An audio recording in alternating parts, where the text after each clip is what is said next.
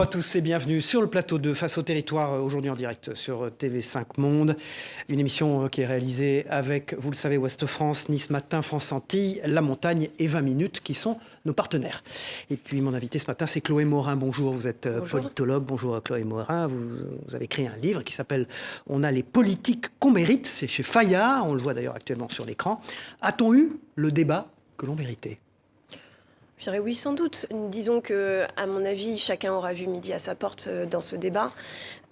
Les partisans de Marine Le Pen, voyant avant tout la proximité et la capacité à comprendre les gens, elle a d'ailleurs pas loupé une occasion de se victimiser et d'essayer de dépeindre Emmanuel Macron comme technicien et arrogant. Et à l'inverse, les partisans d'Emmanuel Macron auront vu quelqu'un qui maîtrise ses sujets et qui est extrêmement précis et sait montrer son expérience. Donc, de ce point de vue-là. A-t-elle été mise en difficulté à un moment donné, notamment sur l'emprunt russe? On regarde cet extrait.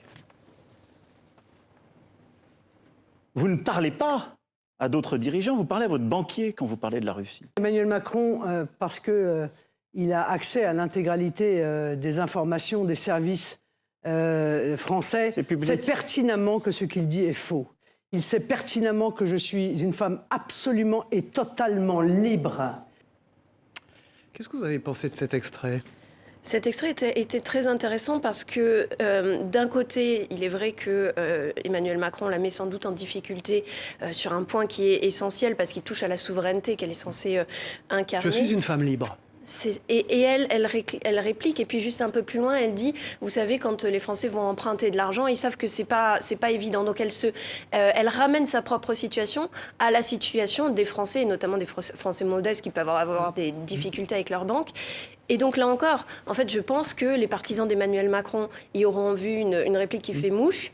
Et les partisans de Marine Le Pen, sans doute, seront restés solidaires derrière elle. Chloé Morin, quand on emprunte de l'argent à une banque, on demande une collatérale, une caution. Mais Emmanuel Macron ne lui a pas posé la question. Qu'avez-vous donné en collatéral, en caution? Pourquoi?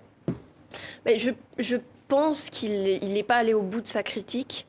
Sans doute parce que c'est très technique. Poutine ? Oui, et puis que au fond, on rentre dans un débat qui risque aussi de lasser tout le monde, parce qu'en fait, tout le monde sait qu'il y a des rapports de force au niveau international, tout le monde sait que, qu'il y a une forme de réel politique. Elle s'est imposée aussi dans ce débat. Et elle a réussi à être assez solide, en fait, même sur cette critique-là. Je voulais dire, la réelle politique s'est imposée dans ce débat. Ah oui, de fait, oui. Dans un instant, on reçoit Stéphane Vernet, rédacteur en chef de Ouest France et directeur de la rédaction de Paris sur ce plateau. Bonjour Stéphane Vernet, merci d'être avec nous. Bonjour. Vous avez beaucoup dormi cette nuit, j'en suis sûr. Dans un instant, nous allons interviewer Chloé Morin, qui est notre invitée ce matin dans Face au territoire. Elle est politologue et vous la connaissez, vous la voyez beaucoup dans les médias. On va tout de suite écouter François-Xavier Lefranc, qui est en duplex depuis Rennes, votre rédacteur en chef. On l'écoute. Bonjour Chloé Morin. À Ouest France, nous avons beaucoup aimé votre livre. On a les politiques qu'on mérite, ça c'est le titre du livre. Ce livre est très utile. Il devrait d'ailleurs être lu par toutes celles et ceux qui pensent que les politiques sont tous pourris. Parce que vous ne pensez précisément pas que les politiques sont tous pourris et vous nous invitez à changer notre regard sur la vie politique. Comment faire en sorte, demain, d'organiser la participation réelle, active des citoyennes et des citoyens à la vie politique? Parce qu'on a l'impression aujourd'hui que trop d'entre elles, trop d'entre eux sont spectateurs et non pas acteurs. Je pense qu'il n'y a pas de réponse toute faite, mais la première chose pour apporter une réponse, c'est de poser la question. Et le grand problème du débat présidentiel, c'est qu'on n'a pas posé cette question-là. Et que la question démocratique, d'ailleurs, elle est arrivée tout à la fin du débat entre les deux, alors qu'elle est, à mon avis, première. Et que je pense qu'on est capable de dégager des compromis dans la société assez transpartisans sur, justement, la nécessité de réengager les citoyens. Transpartisanité.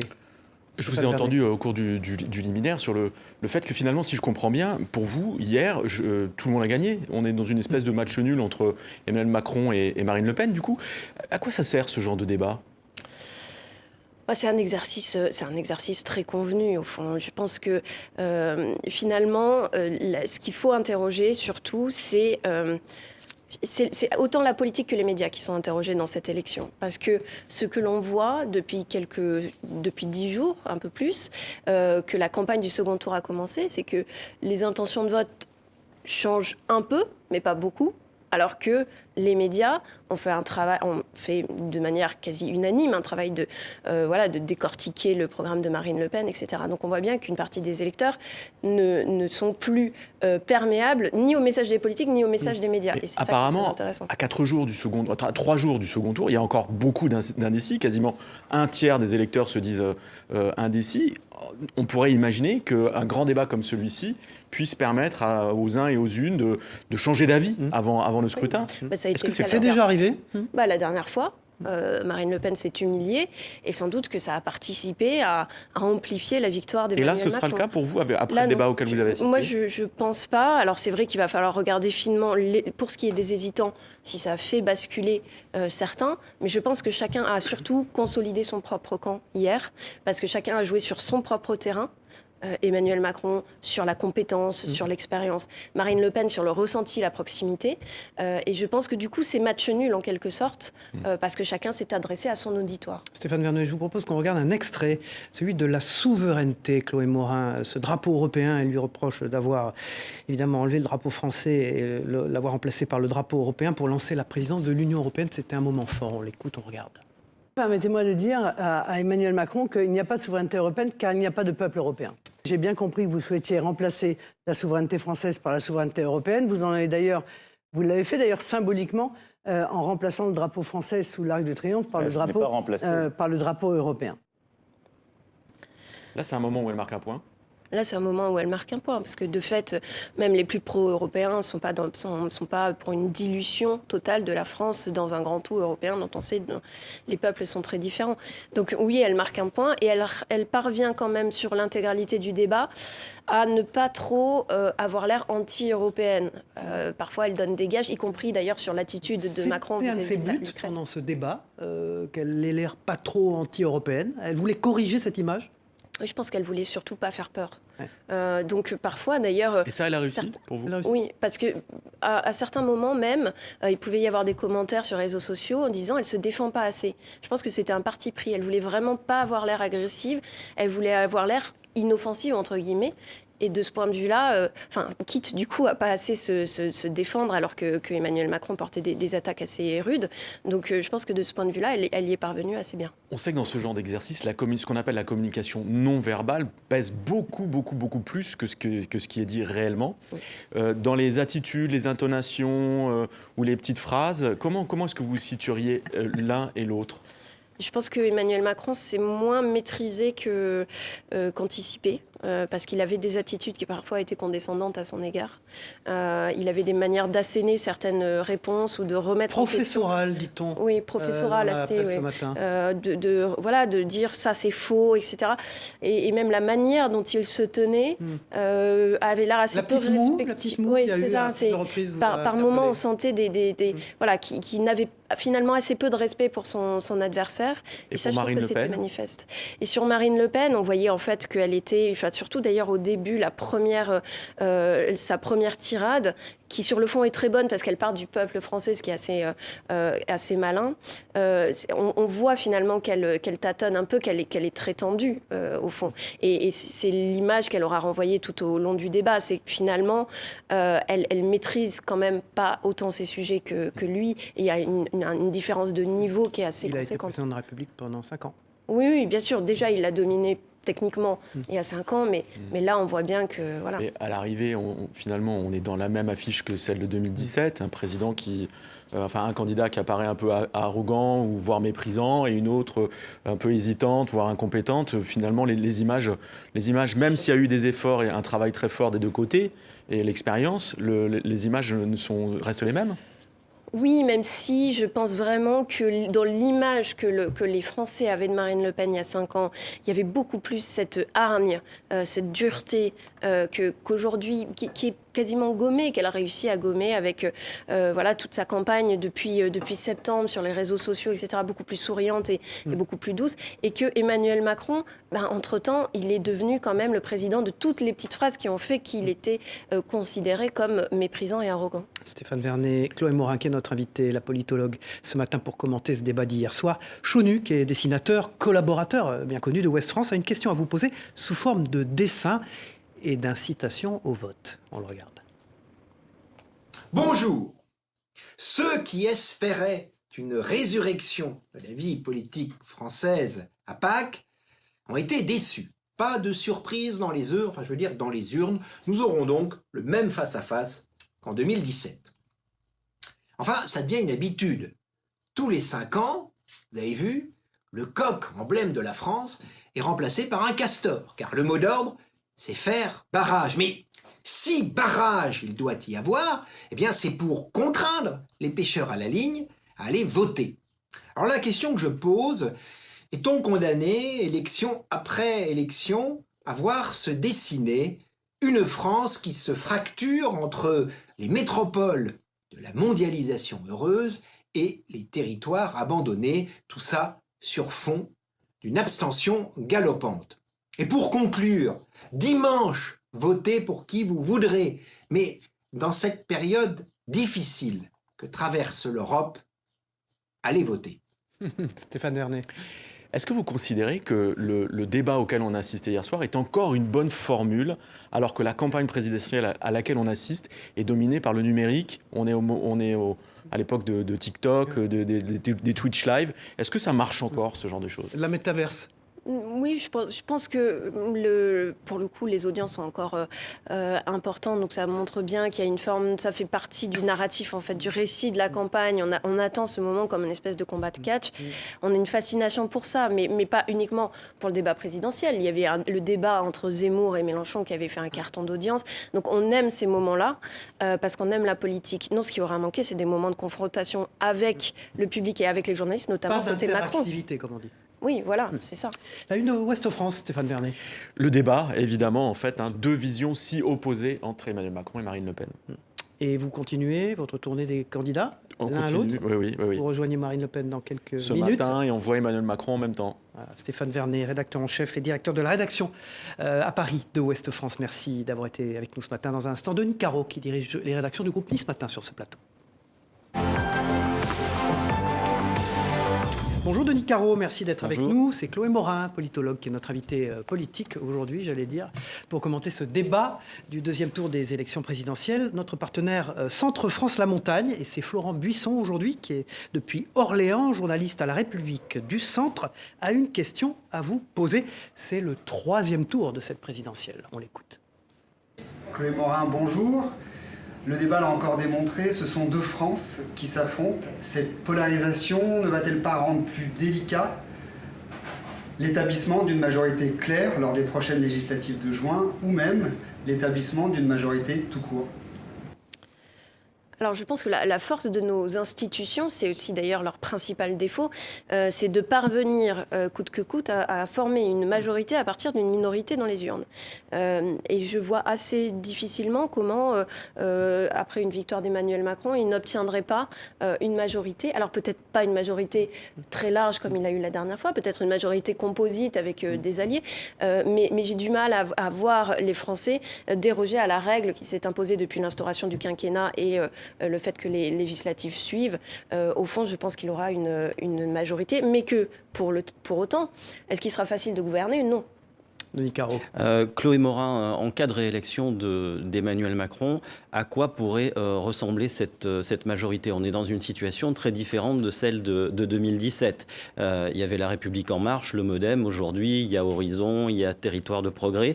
À quoi pourrait ressembler cette future majorité? Déjà, d'une part, la question, c'est est-ce qu'il va négocier, est-ce qu'il va donner une large part à ses alliés?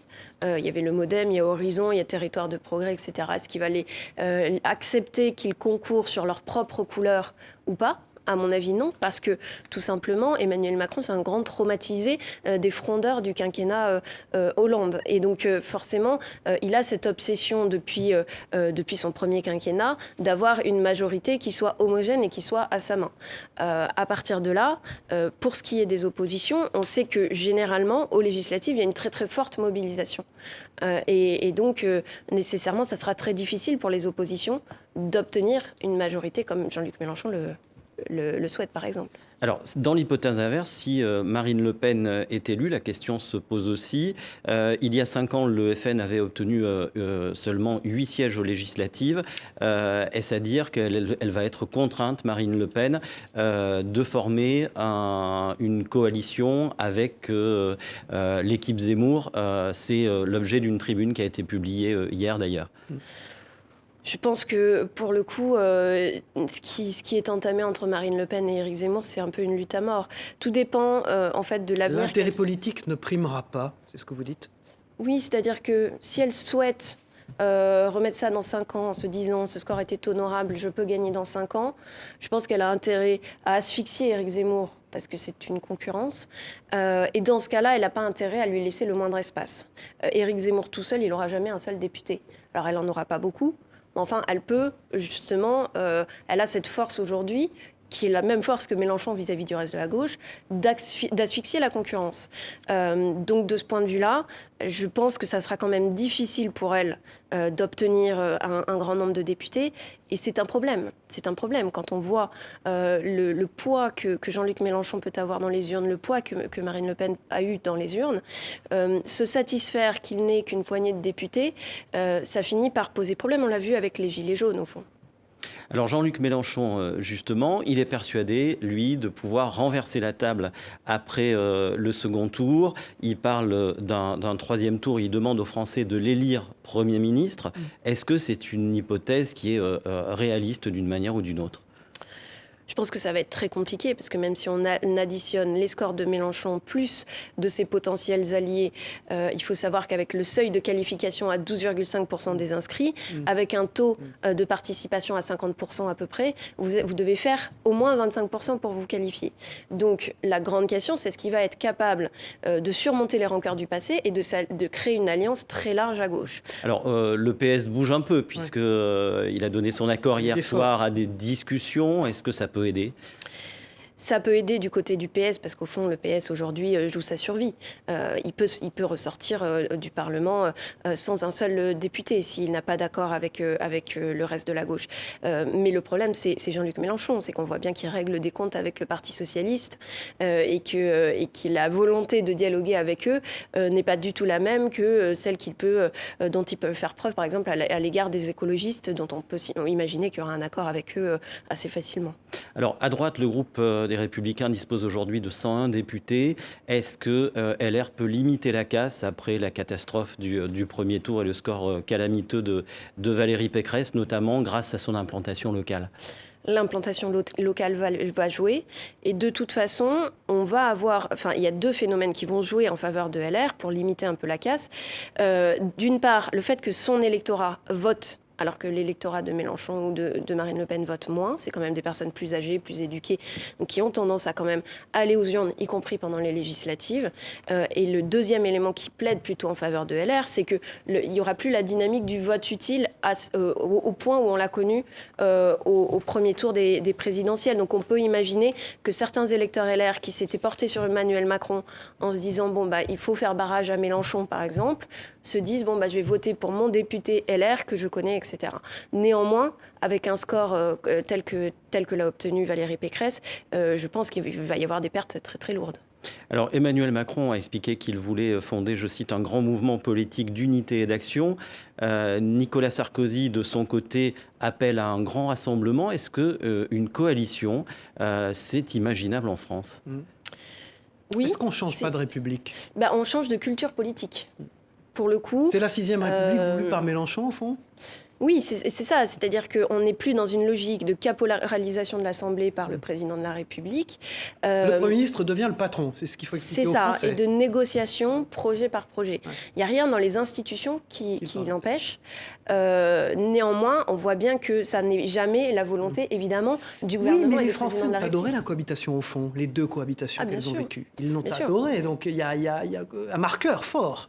Oui, mais le problème, c'est que je pense qu'aujourd'hui, tout le monde a intérêt à réformer les institutions de manière à ce que les oppositions aient davantage de représentation. Sauf Emmanuel Macron. Sauf Emmanuel Macron. Et c'est bien le problème. Et donc, c'est pour ça que François Hollande ne l'a pas fait non plus. Et quand on est président, on aime bien cette espèce de surplomb et de pouvoir très, très concentré que permettent les institutions. Denis Caron. Quand Jean-Luc Mélenchon dit « élisez-moi Premier ministre », techniquement, est-ce que c'est possible dans la mesure où c'est le président qui désigne le Premier ministre ? Dans l'hypothèse où il obtiendrait une majorité parlementaire, on aurait au moins une crise institutionnelle si le président refusait de nommer le représentant. Mitterrand avait nommé Chirac. Oui, voilà. Donc on imagine mal, pour le coup, avec une assemblée majoritairement insoumise, un Emmanuel Macron qui refuse de nommer Jean-Luc Mélenchon. Et Sarko, Denis Caro? Oui, le positionnement de Nicolas Sarkozy, qui appelle à voter Emmanuel Macron, mais qui appelle aussi à cette forme de coalition, vous l'analysez comment ? Nicolas Sarkozy, je trouve qu'il a perdu un peu sur tous les tableaux dans cette affaire. C'est-à-dire qu'il a laissé entendre par voie de presse qu'il n'allait pas soutenir sa candidate. Donc il est apparu aux yeux de sa famille politique un peu comme un traître. Et d'ailleurs, il a été sifflé, ce qui est quelque chose de... Première fois. Voilà, c'est la première fois. Mais en même temps, il n'a pas soutenu Emmanuel Macron avant le premier tour. Et donc, quelque part, il est au milieu du gué. Et j'ai du mal à voir comment aujourd'hui, compte tenu de la position de force dans laquelle se trouve Emmanuel Macron désormais, comment est-ce qu'il négocierait quoi que ce soit. Chloé Morin, politologue, est notre invitée. Elle a écrit un livre qui s'appelle « On a les politiques qu'on mérite ». C'est ce qu'on est en train d'expérimenter d'ailleurs dans cette émission chez Fayard. Merci Denis Caro, la une de Nice Matin. Évidemment, les leçons du débat avec les décryptages et le fact-checking des affirmations des deux candidats lors du débat hier soir. Denis Caro qui dirige les rédactions du groupe Nice Matin, c'est-à-dire également Var Matin et Monaco Matin. Merci Denis Caro. Merci. Dans un instant, Armelle Le Goff qui dirige la rédaction de 20 minutes, notre partenaire. Bonjour Armelle Le Goff, merci d'être avec nous ce matin. Dans un instant, nous co-interviewerons Chloé Morin, mais tout de suite, nous partons pour Fort-de-France, en Martinique. Et oui, où Cyril Boutier, qui est directeur éditorial de France Antilles, a une question à vous poser sur les dom-toms, bien sûr, on l'écoute. Bonjour Chloé Morin. Comment expliquez-vous que dans le débat hier soir, on ait très peu parlé, voire pas parlé des Outre-mer, alors qu'il y a quand même un certain nombre de préoccupations ? Les électeurs au premier tour ont massivement voté ici aux Antilles, en Guyane, pour Jean-Luc Mélenchon, ou se sont abstenus, avec un taux d'abstention de plus de 60%. Le fait de ne pas en parler dans ce débat, est-ce que de la part des deux candidats finalistes, finalement, ça n'accrédite pas la thèse des électeurs chez nous, que les préoccupations des Outre-mer ne sont finalement pas forcément celles des candidats ? Oui, on voit un spectacle. Enfin, de toute façon, la manière dont les présidents de la République successifs gèrent les Outre-mer, c'est d'une manière assez... réservoir de voix. Oui, voilà. On fait un petit tour ici, un petit tour là, etc. Mais on voit que même les déplacements sont toujours assez folkloriques, même du point de vue de la couverture, ce qui peut être assez gênant. Encadré par le préfet. Et donc, on a presque l'impression que le débat était réservé à la métropole hier soir. Hein, c'était vraiment ça. Et de se dire, finalement, c'est un segment particulier de l'électorat, donc il faut s'adresser à eux, mais d'une manière spécifique et à part, en quelque sorte. Et demain ? Et demain, tout à fait. Dans tous les cas de figure, le pays sera-t-il gouvernable au lendemain des élections ? Et dans le cas de figure où Emmanuel Macron remportait cette élection, ce qui semble être ce que toutes les intentions de vote semblent démontrer, est-ce qu'on va assister à un retour des épisodes comme la crise des Gilets jaunes qui sont survenus dans ce dernier quinquennat ? Les mêmes causes produisent les mêmes effets. Si vous voulez, vous avez une concentration des pouvoirs dans les mains de l'exécutif qui sera tout aussi forte, probablement une majorité pour gouverner, pour faire passer les lois. Et donc, là, vous avez pris un pari ce matin dans cette émission. Ça fait 2 fois que vous dites clairement que vous pensez qu'il y aura une majorité. Moi, je pense qu'il y aura une majorité, même si peut-être qu'elle sera relative. J'ai du mal à imaginer une cohabitation, clairement. Pour une raison simple, c'est que le front des oppositions est fracturé au moins en 2. Et qu'on n'imagine pas Marine Le Pen et Jean-Luc Mélenchon faire alliance. Donc à partir de là, je ne vois pas où est la personnalité ou l'étiquette politique qui pourrait être le réceptacle de l'ensemble des colères à l'égard d'Emmanuel Macron. Et pour finir de répondre à votre question, ces colères, elles sont importantes, puisque si l'on cumule les voix à la fois de Jean-Luc Mélenchon, de Nicolas Dupont-Aignan, d'Éric Zemmour, de Marine Le Pen, ça fait déjà beaucoup de monde et c'est déjà majoritaire. Donc c'est mathématique, ça va être un pays difficile à gouverner. Mais est-ce que c'est cohérent un système où on a des candidats qui, lors d'une élection présidentielle, font 20%, rassemblent 20% des votes et qui derrière n'ont qu'une poignée de représentants dans les assemblées ? Oui, c'est tout à fait anormal. D'ailleurs, des responsables politiques comme mon ancien patron à Matignon, Manuel Valls, qui était très hostile à l'époque à la proportionnelle, plaident désormais pour la proportionnelle. Je pense que beaucoup de responsables politiques, à l'épreuve des faits, se rendent compte qu'on ne peut plus gouverner avec une minorité contre la majorité. Or, c'est ce que permettent les institutions aujourd'hui. Ce n'est pas une question de légitimité. Évidemment, le président élu aura la légitimité des institutions. Néanmoins, il ne représente qu'une minorité au premier tour. Et donc la question de comment est-ce qu'on prend en compte les oppositions et comment est-ce que leur voix est entendue est une question qui n'est absolument pas résolue aujourd'hui. Et ça permettrait de contenir cette tripartition de la vie politique qu'on voit ça, c'est un nouveau mot qui est né, la tripartition. Mais je pense que c'est un mot que vous employez, Chloé Morin. Oui, c'est pour le coup... Vous avez déposé le copyright ? Non, je pense que d'autres l'auront employé avant moi, mais... non, pour le coup, je pense qu'on gagnerait à avoir davantage de députés France Insoumise, de députés RN à l'Assemblée, ne serait-ce que pour voir ce qu'ils font. Et pour pas être dans le fantasme du si j'avais le pouvoir ce serait merveilleux, mais être dans la comparaison. Alors justement, de ce vote, hier pendant le débat, Emmanuel Macron est souvent revenu sur les votes de Marine Le Pen à l'Assemblée, démontrant à chaque fois qu'elle avait pris des positions et essayant d'esquisser un bilan. C'est son principal argument, oui. Ouais. La limite de cela, c'est que je pense que les Français savent que les oppositions ne peuvent rien faire à l'Assemblée. Et qu'au fond, ce que votent les oppositions, ils peuvent voter blanc ou noir, peu importe, parce que jamais ils ne vont rien imposer. Donc je pense que ça aura davantage d'intérêt lorsqu'on saura qu'ils peuvent avoir un poids. Chloé Morin, Armelle Le Goff, la jeunesse a été présente au cours de cette campagne, autant elle avait été totalement oubliée à la précédente campagne présidentielle, autant elle a été très présente. Et on va regarder cet extrait de Marine Le Pen sur la jeunesse. La jeunesse française a tellement souffert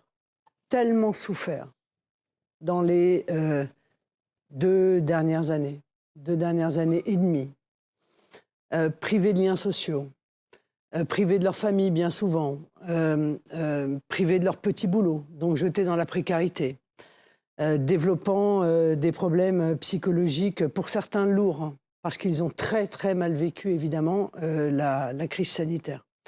Que c'était une évidence pour moi qu'il fallait que je fasse de la jeunesse la priorité d'un quinquennat si les Français me font cette confiance.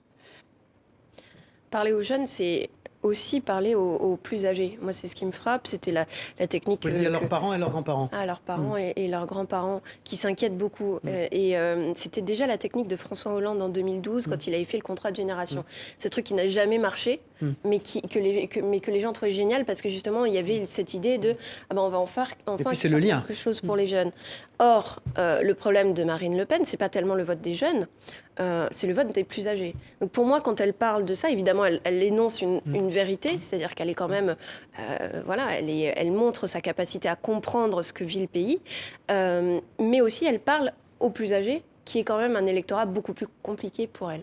Et en revanche, Emmanuel Macron a du mal à s'adresser à cette jeunesse, parce que la jeunesse, elle est visiblement séduite par Jean-Luc Mélenchon et par Marine Le Pen. Il y a une espèce de radicalité de la jeunesse. Oui, bien sûr. Ils sont séduits par une forme de radicalité, d'absolu. Je pense que ça a toujours été le cas. Mais il est vrai que Emmanuel Macron, à un moment donné, a su séduire ces jeunes-là et que par le fait de devoir gérer un pays, on déçoit forcément. La jeunesse, est-ce qu'elle vote ? Elle vote non, elle vote beaucoup moins que les plus âgés. Et d'ailleurs, il y a des débats infinis sur est-ce qu'il est juste de laisser une majorité de plus âgés décider de l'avenir des plus jeunes, etc.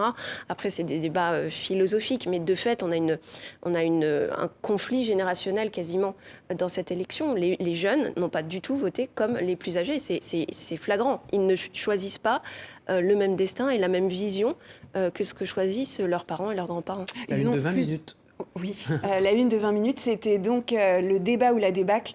C'était la une du journal d'hier, avec l'enjeu forcément qui était plus fort du côté de Marine Le Pen sur ce débat hier soir. Vous aviez une dernière petite question, très vite. Oui, vous parlez de la force des incarnations pour sauver les partis. C'est donc la fin des idées. Et est-ce que cette force des incarnations, elle peut justement entraîner la jeunesse ? Ah oui, bien sûr. Moi, je pense que la jeunesse attend justement de l'incarnation. L'exemple de Jean-Luc Mélenchon en est la preuve éclatante. C'est avant tout sa personnalité. Mais du coup, c'est la fin des idées. C'est un senior, lui, dans la politique. Ah oui, mais il arrive à incarner quelque chose qui fascine, y compris les jeunes. Merci Armelle Le Goff, directrice de la rédaction de 20 minutes, partenaire de cette émission. On continue avec Chloé Morin, politologue, et qui a écrit ce livre « On a les politiques qu'on mérite ». C'est ce que nous expérimentons tout au long de cette émission. Dans un instant, Mohamed Kassi, journaliste et présentateur très connu de cette chaîne, le 64 minutes notamment. À tout de suite. Bonjour Mohamed Kassi, merci d'être avec nous. Bonjour bon Cyril. matin. Bonjour Chloé Morin. Chloé Morin, alors on va parler international avec vous bien sûr. Et oui, international, les dossiers internationaux sont venus somme toute assez vite, juste après le pouvoir d'achat en deuxième position. On n'a pas eu la vision globale de Marine Le Pen et d'Emmanuel Macron sur le rôle de la France, puissance nucléaire, membre permanent du Conseil de sécurité. Pas grand-chose, mais quasiment rien sur le Sahel, où la France est encore présente. Exit les grands dossiers du Sahel, parce qu'il y a effectivement cette guerre en Ukraine. En revanche, l'Union européenne était bien présente. Vous l'avez dit tout à l'heure avec l'histoire du drapeau. On va regarder pour commencer ce premier extrait. Votre projet, quand on remet brique à brique les choses en place, c'est un projet qui ne dit pas son nom, mais qui consiste à faire sortir de l'Europe. Il a un nom, il s'appelle l'Europe des nations. Oui, mais enfin, si c'est plus l'Union européenne, vous sortez de l'Union européenne, Mme Le Pen. Non, mais pardon de vous le dire. Alors, on a même découvert le mot ripolliner, repeindre et la copropriété. Et puis, Mohamed, on peut dire que l'Europe, j'allais dire, c'est l'affaire d'Emmanuel Macron. Ouais, il est à l'aise sur ces sujets-là. Oui, mais il va jusqu'à demander, il dit dimanche, ce sera un référendum pour ou contre l'Union européenne. Pourquoi joue-t-il cette carte-là, alors même que les électrices et les électeurs français sont souvent défiants vis-à-vis de l'Europe telle qu'elle fonctionne aujourd'hui, notamment les électeurs de Jean-Luc Mélenchon? Je pense qu'il sait qu'on est dans un moment où les gens ont plutôt vu des preuves de l'utilité de l'Europe, notamment dans le cadre de la crise ukrainienne, ce qui n'a pas toujours été le cas. Et il y a eu des moments où... Sur le Covid, c'était moyen. Sur le Covid, c'était moyen, mais c'est déjà plus éloigné dans la mémoire des gens. On est quand même dans un truc très, très immédiat. Et c'est vrai qu'il y a eu des périodes où l'Europe a été affligeante du point de vue de l'opinion française, notamment dans la crise migratoire de 2015, etc. Mais là, on est plutôt dans un moment où les gens se disent, bon, c'est quand même pas si mal d'être à l'abri des frontières européennes. Et donc, ils jouent cette carte à fond. Et finalement, c'est assez bien joué parce qu'aujourd'hui, c'est la sortie potentiel de l'Union européenne, même si Marine Le Pen ne dit plus qu'elle veut sortir de l'euro, ça reste l'un des points les plus effrayants du programme de Marine Le Pen. Sur l'international toujours, vous l'avez dit tout à l'heure, je trouve que c'est assez révélateur du débat d'hier. Elle était plus sur la défensive, elle était plus offensive. Prenons la question de la Russie. La Russie dit construire une Europe de Lisbonne à Vladivostok. Marine Le Pen lui dit, vous avez cette position, vous l'avez reçue en grande pompe, Vladimir Poutine, y compris au fort de Brégançon. Et lorsqu'il dit, j'ai jamais changé de position, elle ne lui dit pas, mais comment allez-vous faire pour vous rabibocher avec la Russie? Le débat s'arrête net. Oui, et puis elle ne dit pas... La Russie de Poutine. C'est ça. C'est ça. C'est-à-dire qu'elle tient une position qui paraît inhumaine, qui consiste à dire, de toute façon, il faudra parler avec Poutine à un moment donné. Ce qui est une faute, parce qu'elle n'est pas obligée de le dire maintenant. Elle a condamné l'invasion russe en Ukraine de manière très claire. Oui, bien sûr, mais elle dit... Quoi qu'il arrive, à un moment, on fera la paix et il faudra reparler mais Emmanuel Macron parle avec Vladimir Poutine au téléphone. Elle ne le dit pas. Moi, je pense qu'à un moment donné, en réalité, ils ont une position qui n'est pas si éloignée, puisque lui continue à avoir ce dialogue-là avec Poutine. Alors certes, il n'a pas eu la fascination pour Poutine qu'elle a eue, mais aujourd'hui, ils ont des positions qui ni d'argent russe, ni d'argent. Oui, bien sûr, bien sûr. Et sur la question de l'international aussi, même si je disais qu'on n'a pas eu la vision globale, Emmanuel Macron a le sentiment qu'elle a essayé de la pousser dans une vision recroquevillée. Prenons la question du voile qui n'était pas dans la partie internationale. Il lui dit, avec vous, la France deviendrait le premier pays du monde à interdire ce signe religieux dans l'espace public. Il a voulu la dépeindre comme comme une future potentielle chef de l'État recroquevillée qui couperait la France finalement de ses voisins et du reste du monde. Oui, une paria. Moi, je pense que ça a un impact assez modéré sur une opinion française qui, somme toute, est quand même très très dure sur les questions sur le rapport d'ailleurs à l'islam en général. Et donc, je ne suis pas sûre que cette critique-là porte énormément. Et finalement, le fait d'être paria des nations, etc., je pense que les gens... Vous voyez, quand il lui dit la kippa aussi, elle réplique pas, alors qu'elle a retiré la question de la kippa de l'espace public. Elle était vraiment en retrait. Non, elle s'est empêtrée. Je comprends pas pourquoi elle n'a pas assumé pleinement son c'est ça, on sent qu'elle assume position. Pas. Sans doute parce qu'elle craignait de faire peur. Donc elle a rétropédalé, oui, mais ça sera discuté au Parlement, etc. Je pense que du coup, elle a affaibli son propre argument. Cassis et vous, Chloé Morin, est-ce que les Français perçoivent ces subtilités que nous, Mohamed, on a perçues ce matin sur l'international? Est-ce qu'au fond, tout ça, les gens qui regardent ça de chez eux, ils rentrent aussi loin et profondément dans le débat? Non, mais c'est le handicap d'Emmanuel Macron. C'est-à-dire qu'il s'adresse à des gens très éduqués quand même, quand la plupart des démonstrations qu'il a faites, honnêtement, le Français moyen n'a pas le moyen de juger de la véracité des faits et de la le fast-checking, ils ne peuvent pas le faire par exemple, moi, il ne lui coûtait rien de dire, mais Emmanuel Macron, avec vous, la France, les sous-marins se sont passés sous le nez, on a perdu un gros contrat. Ça, c'est quand même... Les Français sont sensibles à ça quand même, en disant on a été muliés sur les sous-marins, l'affaire australienne, on a... Oui, bien sûr. Elle n'a pas nécessairement pris tous les sujets qui auraient fait mouche, ça c'est évident. McKinsey McKinsey, oui, mais le sujet, c'est que je pense qu'à McKinsey, elle est gênée à partir du moment où il y a cet emprunt. Il faut rappeler, c'est ces sociétés de conseil et d'analyse qui facturent le gouvernement pour des missions précises qui remplacent l'administration par moment. Ouais. Le redire au et finalement attaquer de manière trop brutale sur cette dépendance vis-à-vis de sociétés de conseil privées, c'est aussi prêter le flanc directement à une répartie sur la dépendance vis-à-vis de la finance russe. Donc il y a des sujets où on sent que l'un comme l'autre marchait un petit peu sur des œufs quand même. Mohamed Kassi, merci beaucoup. Vous présentez les journaux de cette chaîne. Vous continuez toute la journée, j'imagine, et vous allez reprendre des extraits du débat. Merci infiniment, Mohamed Kassi, d'avoir été avec nous ce matin. Merci, Chloé Morin. Chloé Morin, une question, et puis surtout, des données d'Ipsos qui en disent long quand même. On va regarder ce tableau ensemble sur l'impact de l'élection de chaque candidat sur la situation personnelle des gens. On le voit devant vous et derrière vous. Ça en dit long. Marine Le Pen à 25, Emmanuel Macron à 15. Qu'est-ce que veut dire cette donnée ? Mais ça veut dire qu'en dépit du bilan d'Emmanuel Macron, qui, lorsqu'on regarde les chiffres, est pas du tout déshonorant sur les questions de chômage, par exemple, on a une perception majoritaire d'une France qui s'est affaissée, d'une société qui est en voie de déclassement et de fragilisation, et que, compte tenu des mesures qu'il a mises dans son programme, et notamment de la mesure, à mon avis, de retraite à 65 ans, il y a de manière écrasante l'idée qu'avec Macron, ça va être 50%. La situation se dégradera.